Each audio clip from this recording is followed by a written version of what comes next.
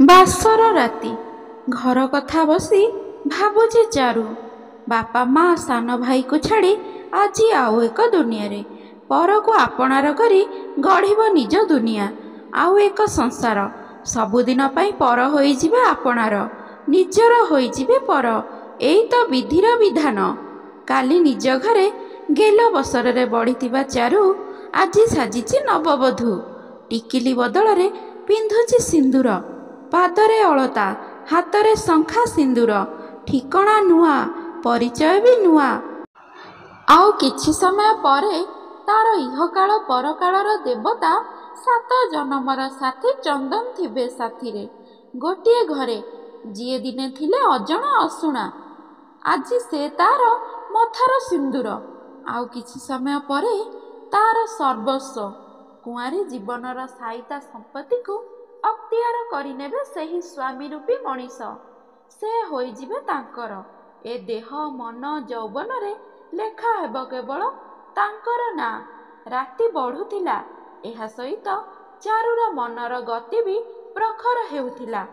ଆଉ ତାର ଅନ୍ୟମନସ୍କତା ତାକୁ ଡରାଉଥାଏ। କାହିଁକି ନା ସେ ଚାହୁଁଥିଲା ଆଉ କିଛି। ତା କୁଆଁରୀ ମନରେ ଆଉ କିଏ ଘର କରିଥିଲା? ତାହେଲେ ଚାରୁ କ'ଣ ଆଉ କାହାକୁ ଭଲ ପାଏ? ହଁ, ସେଇଆ ହିଁ ଥିଲା। ସେ ମନ ଦେଇଥିଲା ଆଉ ଜଣକୁ, ଯାହାକୁ ସେ ଦେଖିନଥିଲା କି ତା ବିଷୟରେ କିଛି ଜାଣିନଥିଲା। ସେହି ଲୋକର କବିତା ପଢ଼ି ସେ ତାଙ୍କର ପ୍ରେମରେ ପଡ଼ିଯାଇଥିଲା। ଆଉ ଭଲ ପାଇ ବସିଥିଲା ସେ କବିଙ୍କୁ। କବିତା ପଢ଼ି ଅନେକ ଚିଠି ଦେଉଥିଲା ସେ।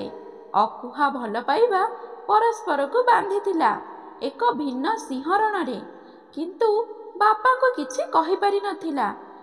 ଯୁକ୍ତ 3 ସରୁ ସରୁ ବାପା ବାହାଘର ଠିକ୍ କରିଦେଲେ। ସାହି ପଡ଼ିଶା କହିଲେ, ବଢ଼ିଲା ଝିଅକୁ ଆଉ ଘରେ ନ ରଖି ଜଲ୍ଦି ବାହା କରିଦିଅ।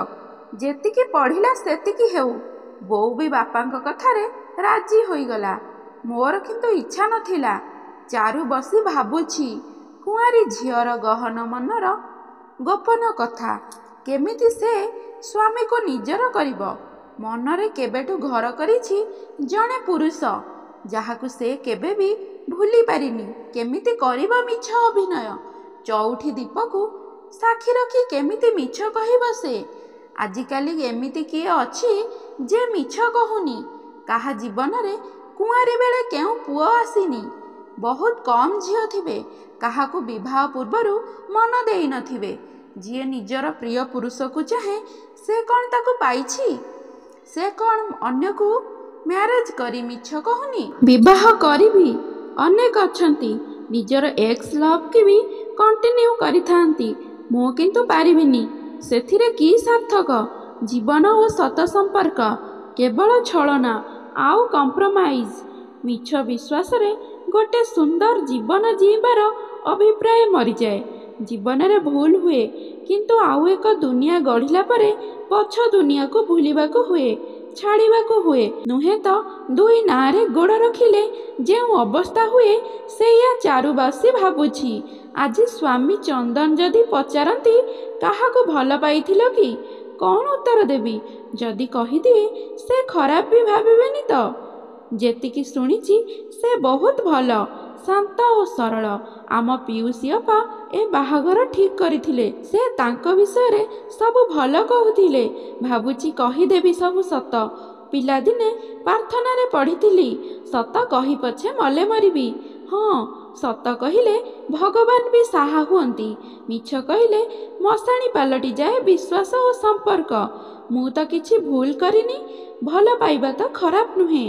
ମନରେ ଯେତେବେଳେ ପ୍ରୀତିର ରଙ୍ଗ ଲାଗେ, ଯୌବନ ଉପବନରେ ଯେତେବେଳେ ବୟସର ଫୁଲ ଫୁଟେ, ସେତେବେଳେ ମନ ଖୋଜେ ସାଥୀ, ଯାହାର କଥା ଚାଲିଚଳନ ସ୍ନେହ ଆଦର ମନକୁ କିଣେ। ସେ ନିଜର ଲାଗନ୍ତି, ମନ ରହିଯାଏ ତାଙ୍କ ପାଖରେ।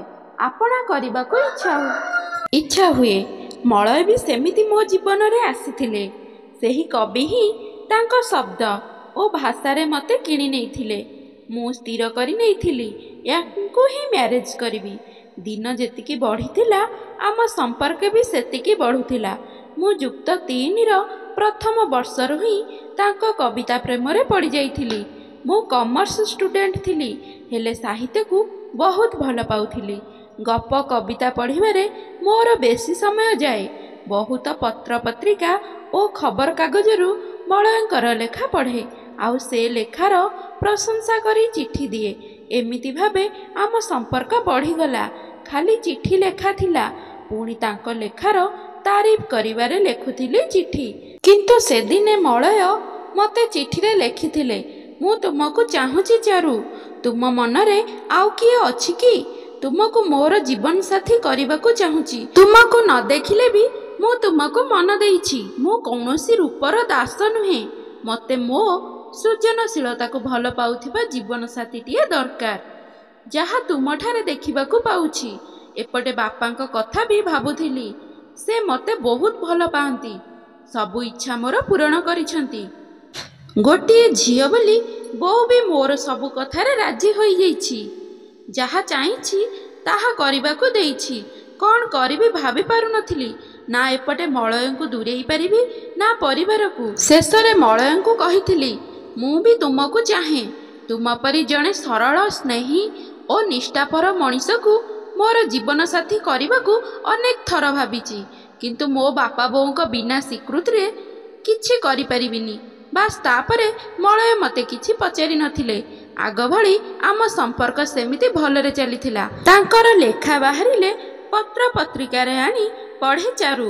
ଚଉଠି ଖଟ ଉପରେ ବସିଛି ଚାରୁ। ଫୁଲରେ ସଜା ହୋଇଛି ଖଟ, ଆଉ ଘରଟି ମହମହ ବାସ୍ନାରେ ଫାଟି ପଡ଼ୁଛି ଘରଟି। ସତେ ବି ସ୍ୱର୍ଗର ପାରିଜାତ ଫୁଲ ବିଛେଇ ହୋଇ ପଡ଼ିଛି ସେଜ ଉପରେ। ଆଉ ସୁନ୍ଦରୀ ଅପ୍ସରୀଟିଏ ବସି ତାର ପ୍ରିୟ ମଣିଷକୁ ଅପେକ୍ଷା କରିଛି। ଆସି ପ୍ରେମର ମଦିରା ପିଆଇବ, ପ୍ରୀତି ସର ମାରିବେ। କବାଟ ଖୋଲିବାର ଶବ୍ଦରେ ଟିକେ ଚମକି ପଡ଼ିଲା ଚାରୁ। ଅନେଇଲା ଓଢ଼ଣୀ ଫାଙ୍କରେ। କଣେଇ କଣେଇ ଚନ୍ଦନ ଆସିଲେ। ତାର ପ୍ରିୟର ମଣିଷ, ସ୍ୱାମୀ। ଅଗ୍ନିକୁ ସାକ୍ଷୀ ରଖି ସେ ଯାହାକୁ ବାହା ହୋଇଛି, ଯାହାକୁ ସେ ଦୁନିଆ ବଡ଼ଦାଣ୍ଡରେ 7 ଜନମର ସାଥୀ କରିଛି, ଚନ୍ଦନକୁ ଦେଖୁଛି ଚାରୁ। ଗୋରା ତକ୍ ତକ୍ ବଳିଷ୍ଠ ଶରୀର, ସୁନ୍ଦର ଚେହେରା। ସେ ସତେ କି ଜଣେ ଦେବ ପ୍ରତିମ ସ୍ୱର୍ଗରୁ ଓହ୍ଲାଇ ଆସିଛନ୍ତି। ଚାଲି ଓ ସ୍ୱଭାବରୁ ଶାନ୍ତ ସରଳ ଲାଗୁଥିଲେ। ଫୁଲର ସେଜ ଉପରେ ବସିଛି ଚାରୁ। ଚନ୍ଦନ ଆସି ପାଖରେ ଠିଆ ହେଲେ। ଚାରୁର ଓଢ଼ଣୀ ତଳକୁ ଖୋଲିଦେଲେ। ଚାରୁ ଅଟକାଇଲା ଭଳି ହେଉଥିଲା, ହେଲେ କିଛି କରିପାରିଲାନି। କ'ଣ ବା କରିବ? ନୂଆ ବୋହୂଟିଏ ସେ। ସଣ୍ଠଣା ଭିତରେ ରହିବାକୁ ହେବ, ନୁହେଁ ତ ବାପା ମାଙ୍କ ନାଁରେ ଦୁର୍ନାମ ହେବ।